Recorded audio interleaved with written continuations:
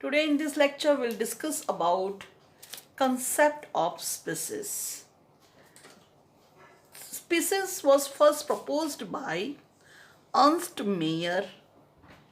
बेटा Ernst mayor को 20th century के डार्विन माना जाता है, जिन्होंने इसके लिए बहुत काम किया था. Species it is a fundamental unit of classification. मतलब कि आप जब क्लासिफिकेशन कर रहे हो तो उसमें सबसे बेसिक यूनिट कौन होता है? Species. So what is species? So species is a group of organism, but these organisms they are closely related. मतलब कि species में जो भी organism होते हैं वो closely related होते हैं. They are structurally as well as functionally they are very closely related. उनका स्ट्रक्चर भी सेम होता है और मेजॉरिटी फंक्शन भी वो सेम करते हैं. Species they share a common gene pool. Species में जो भी ऑर्गेनिज्म है वो कॉमन जीन पूल शेयर करते हैं.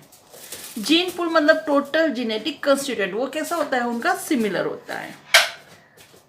Species they are reproductively isolated. मतलब कि जो एक स्पीसीज है वो दूसरे से कैसी होती है? रिप्रोडक्टिव आइसोलेट होते हैं.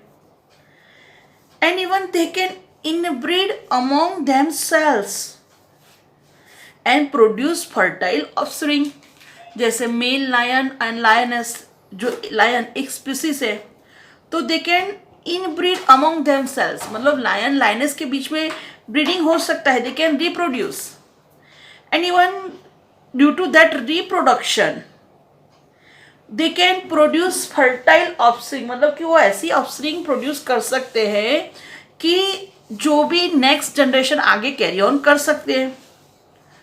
तो याद रखना, species they can inbreed among themselves and they can produce fertile offsprings. But बेटा यहाँ पे भी कुछ एक्सेप्शंस होते हैं. तो यहाँ पे जो एक्सेप्शन है उसकी बात करें तो exception of biological concept of species. तो म्यूल, यू नो ना म्यूल कैसे बनता है?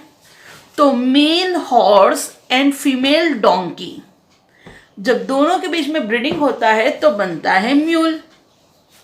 Same way hinny, female donkey and male horse के रिप्रोडक्शन के थ्रू बनता है हिनी. तो जब ये क्रॉसिंग होता है तो म्यूल एंड हिनी बनता है. But this progenies are sterile. Sterile मतलब कि ये नेक्स्ट जनरेशन मतलब कि स्टराइल नहीं है. They can't reproduce and they can't produce progeny. क्यों ऐसा होता है? तो देखो बेटा यहाँ पे हॉर्स, उसके देखने जाए number of chromosome 2 and 64 chromosome होते हैं. और जब डोंकी की बात करें तो डोंकी में 62 क्रोमोसोम होते हैं. अब जब गैमेट फॉर्मेशन होता है तो गैमेट में एन होता है, वी नो दैट. तो हॉर्स में हो जाएंगे 32, डोंकी में हो जाएंगे 31. अब जहां यहाँ पे जाइगोट फॉर्मेशन होगा तो जाइगोट में बनेगा 63. That means this is unpaired chromosome. और यहाँ पे आइदर 62 होते या 64 होते तो पैड हो जाता. बट यहाँ पे तो अनपेयर क्रोमोसोम होते हैं. That's why this progeny is Sterlite. मतलब कि वो नेक्स्ट रिप्रोडक्शन नहीं कर सकती और नेक्स्ट मतलब कि बच्चे पैदा नहीं कर सकते. Right, that's why this is Sterlite. ठीक है, तो ये चीज ध्यान रखना. म्यूल कैसे बनता है? Male horse and female, sorry female horse and male donkey. और hinny female donkey and male horse. Clear? चलो अब नेक्स्ट दूसरा एग्जाम्पल टाइगन. टाइगन की बात करें तो female lion and male tiger. Female lion and male tiger के बीच में जब क्रॉसिंग होगा तो बनेगा tigon. Same way liger, female tiger and male lion के बीच में जब क्रॉसिंग होगा तो बनेगा लाइगर। बट ये जो क्रॉस होता है इन कैपिटेटिव कंडीशन, मतलब कि उनको पिंजरे में बंद, कैपिटेटिव मतलब बंद जो होता है, राइट, ये कंडीशन में कि भाई एक केज में लायन और टाइगर को डाल दो, ठीक है, तो यहां पे जो प्रोजेनिस मिलती है वो प्रोजेनिस फर्टाइल होती है। That means they can form child, right. चलो यहां पे क्या कंडीशन है देखते हैं। तो जो टाइगन है उसमें 38 क्रोमोसोम होते हैं और लायन में भी 38 क्रोमोसोम। अब जब गैमेट फॉर्मेशन की बात करें तो गैमेट फॉर्मेशन में टाइगन में हो जाएंगे 19, लायन में हो जाएंगे 19।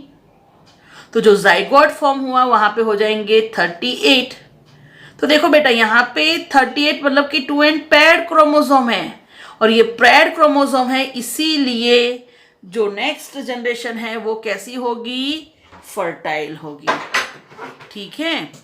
तो this is about concept of species. Okay, thank you.